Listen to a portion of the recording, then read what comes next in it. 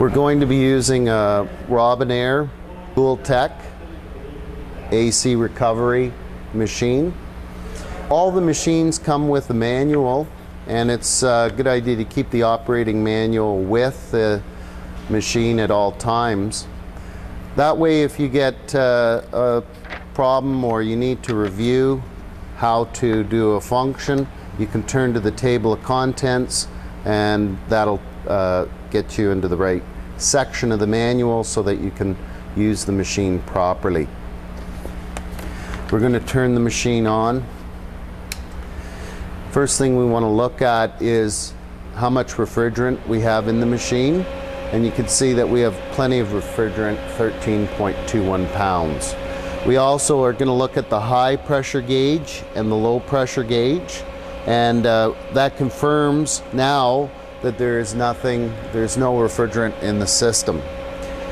We've done the repairs to the evaporator, so we're going to now hook on the nitrogen, and we're going to pressurize it to about 200 psi, and then we can use some soap and water through the system, and we can also use the pressure, the 200 psi, and see during that soap and water if it drops at all. That'll indicate a leak. If it holds and we don't find any air bubbles, then we can vacuum and charge. So now we're going to nitrogen test the system. We've got our nitrogen bottle here with a pressure regulator. This gauge shows how much is in the tank. This one shows how much pressure we're going to put in the system. Sorry, hang on. I missed this. We're going to hook on the nitrogen now to pressure test the system to confirm that the repairs that we've made are going to hold without a leak. So we just simply open up our nitrogen bottle. It's got a pressure regulator on it. The first gauge is going to show how much is in the tank. And the second gauge, we're going to adjust with the pressure regulator, adjusting screw to 200 psi. We've got a manifold gauge connected to that regulator via the center line, which is yellow.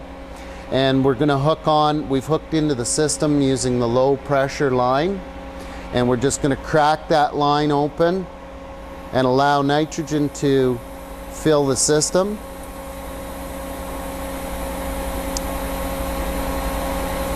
To our 200 psi.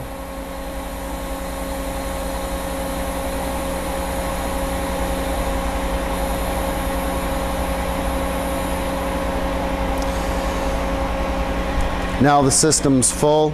We can verify on our high side gauge that we have 200 psi, and then we can isolate the air conditioning system by turning the gas off and watching the pressure gauges to make sure that they don't drop. We use the main air conditioning pressure gauge to check that.